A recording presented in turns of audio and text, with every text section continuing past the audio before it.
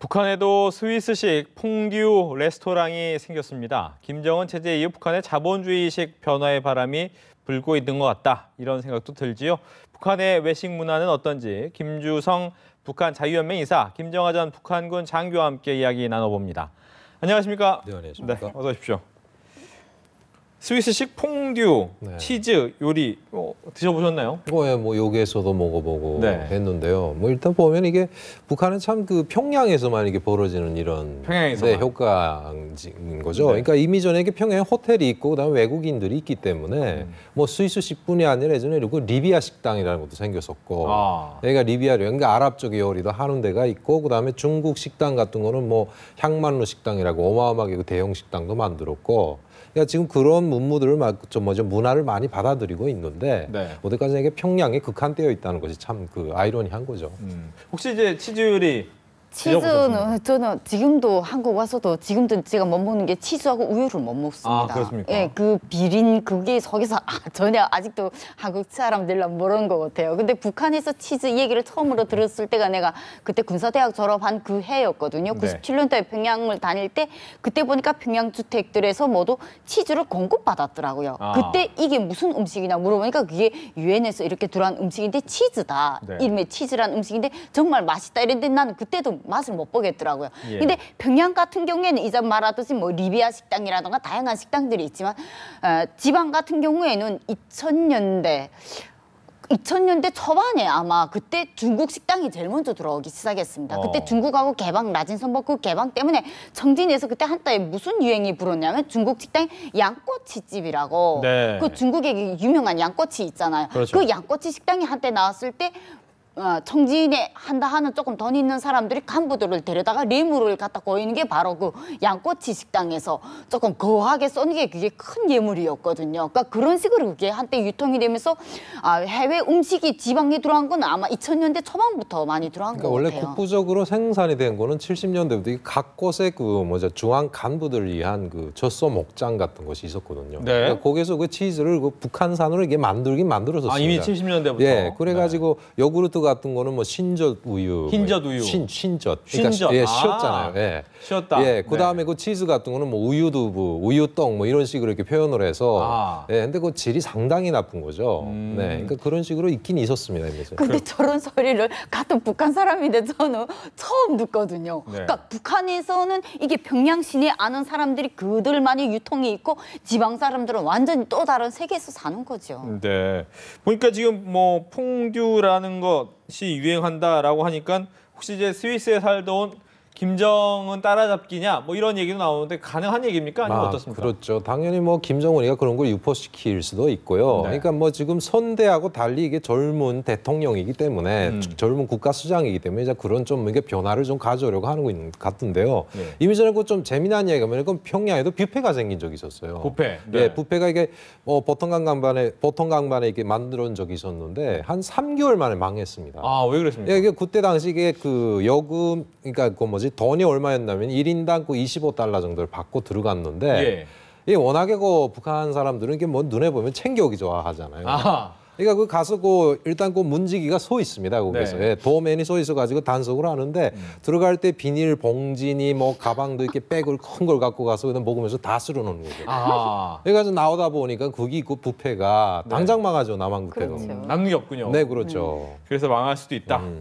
뷔페가 3개월 만에 망했다라는 얘기를 또 처음 듣는데 뷔페 말고 지금 보니까 스테이크를 파는 곳이 있다 이런 얘기도 있는데 혹시 들어보셨어요? 스테이크는 저는 한국 와서 스테이크라는 이름을 처음 알게 되었고 그래서 네. 그 북한에 있을 땐 스테이크 문화를 전혀 모릅니다. 근데 이제 뭐 무슨 다양한 그 북한의 이런 음식 그 문제 자체가 북한이 그럴 수밖에 없는 게 이걸 지금 스위스식 그걸 만들었다 하지만 이걸 또 겸허하게 뭐 무슨 뭐 이짝에 염소 치즈에다가 뭐 이렇게 해서 대동강 맥주에다 이렇게 만든다고 해요. 네. 북한식 방법으로. 이걸 말하면서 이들이 또 다른 게 뭐냐면 모방 아닌 모방을 또 만드는 겁니다. 모방을 분명히 하면서도 이거 모방이 아닌 것처럼 우리식으로 만든다. 분명히 해외 음식인데 우리식으로 만든다. 이러면서 사람들이 해외 이런 지금 한류 열풍이라든가 뭐 외국물 이런 데 지금 많이 빠져들고 있지 않습니까? 북한 내부 상황이 너무 열악하니까. 그러니까 거기에서 너네 빠져들더라도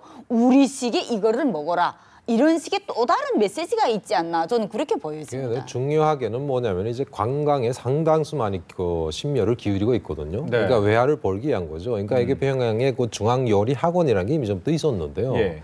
이거는 뭐 정규 대학 과정이 아닙니다. 그래서 그 양성을 하는 기관인데 거기 의외로 이렇게 인지도가 높아지고 있는 거죠. 네. 그러니까 결국 거기서 외국 요리를 배운다는 건 앞으로 외국인 관광객을 받아들였을 때 그들의 그 수요를 이렇게 충족시킬 수 있는 그런 요리사의 인지도가 올라가고 있다는 소리겠죠. 예, 그렇기 때문에 이게 지금부터 이게 외국 문화, 외국 그 음식을 많이 받아들인 거는 그런 관광의 목적도 하나 있지 않나. 그리고 네. 또 해외에 북한 식당들이 많이 나가 있죠. 그렇죠. 네, 그러니까 그런 곳에 가기 위한 일종의 아이템으로서도 상당히 활용이 되고 있다는 거죠. 근데 이 요리사에 대한 인지도는 솔직히 뭐 70년대, 80년대 그때도 많았습니다. 왜냐하면 제가 어릴 때 80년대쯤이었어요. 제가 학교 다닐 때 그때 저희 엄마 친구가 그 청진 천마산 호텔 요리사였습니다. 예. 그러니까 그 천마산 호텔이라는 게 외국인들을 주로 관리하는 거기였는데 그때 그 주방에 제가 처음으로 들어가 봤을 때 남자 요리사를 거기서 제가 처음으로 목격하고 놀랐댔어요. 그리고 거기서 있는 배추라던가 과일이라던가 이것이 장마당 시장에서 파는 그 과일하고 상상이 안 되는 그런 과일이었어요. 그때 사과 하나를 먹으라고 선물로 주는데 그 사과 하나를 내가 안고 나왔습니다.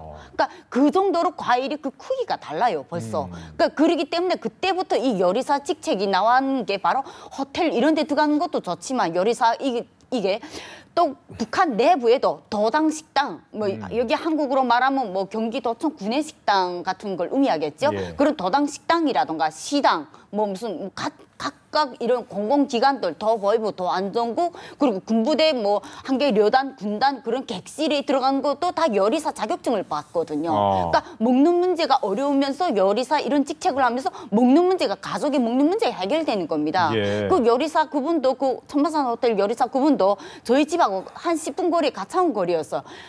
퇴근할 때마다 한 그릇씩 계속 안고 들어옵니다. 그럼 집에서 부식물은 굳이 부식물 돈이 따로 안 나가요. 그러네요. 그러니까 그런 문제로 쌀만 사대면 되는 거예요. 쌀도 식량도 가끔씩 빵이라든가 국수라든가 이런 걸 가져오면 그것마저도 집에서는 식량 부식물을 살 필요가 없는 겁니다. 네. 이런 문제 때문에 요리사 직업이 그때부터 많이 활성화됐어요. 근데 지금 이 요리사 직업이 활성화된 거는 해외 이게 지금 또 다른 측면으로 지금 활성화됐다는 거죠. 요리사 아무나 할 수 있습니까? 아니면 학원을 꼭 나와야 되나요? 아니면 집안이 줘야 되나요? 일단 자격 여건은 철저하게 따지죠. 자격 그러니까 여건 이게 지금까지 그 북한이 따지던 것이 이게 민족 음식이라고 전통적인 그런 우리 조선 요리라고 하죠. 네. 그러니까 그런 걸 자격을 갖추는 것도 그렇고 이번에 그 뭐 유럽 그 요리를 하는 것도 그렇고 오늘 자격이 없으면은 철저하게 못 하는 거죠. 그리고 또 특기나고 요리사도 이제 뭐 말씀하셨는데 여러 가지 그런 시설들에 들어가는 게 그러니까 하면은 뭐 중앙에 있는 중앙기관의 그런 식당에 들어간다면 요리사의 몫이 상당히 크죠. 만약 요리사가 이게 다 뭔가 독약을 친다고 하면은 간부들이 다 죽는 거 아닙니까? 네, 그러네요. 네, 그렇기 때문에 요리사의 비전이 상당히 높을 수밖에 없는 거죠. 혹시 그렇다면 이 요리사 그리고 요리 이런 것 때문에 이제 관심은 많다라고 생각은 되는데 평상시 그럼 외식은 뭘로 합니까?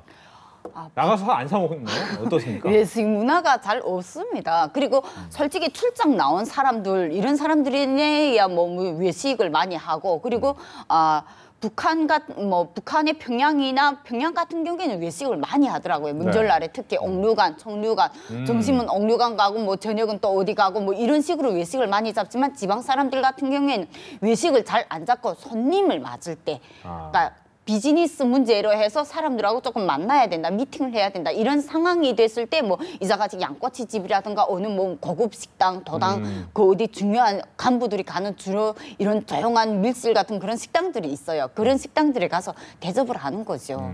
평양에서 어떻습니까? 어떤 외식이 있나요? 뭐 대체 보면은 뭐 각 호텔들 가장 수위가 높은 게 호텔들이죠. 뭐 호텔에 가면 뭐 거의 우리 남한이나 비슷하고요. 뭐 좀 전에 말씀하신 뭐 스테이크 같은 것도 거기 가면은 뭐 고려 호텔이나 양각도 호텔 같은 각 호텔마다 이제처럼 외국에서 직접 전수를 받고 온 그런 그 요리사들 셰프들이 있어요. 네. 네, 그러니까 거기서 스테이크도 하고 있는데 그다음에 나머지는 뭐 2000년 이후에 뭐 상당히 많이 식당들이 많이 그 개인 식당들도 많이 생겼고 그런데 가서 이제처럼 뭐 짜장면도 의외로 이게 북한은 이게 카레를 섞어 가지고 짜장면이 의외로 그 유명하거든요. 그렇군요.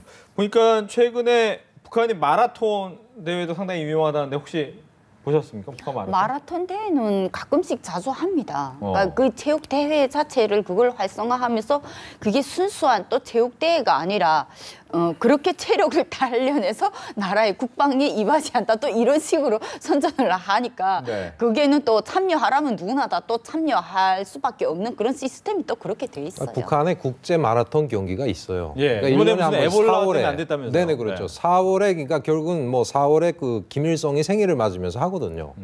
그래서 국제 친선 마라톤 경기라고 해서 네. 일단 그 뭐 3류, 4류 선수들이 와서 그냥 뛰긴 뛰는 거죠. 그러나 어느 정도 작은 그 상금도 붙어 있다고 합니다. 그렇군요. 네. 뭐 오늘 외식과 마라톤에 대한 이야기까지 두 분과 함께 이야기를 나눠봤습니다. 김주성 북한 자유연맹 이사, 김정하 전 북한군 장교와 함께했습니다. 오늘 얘기 잘 들었습니다. 감사합니다.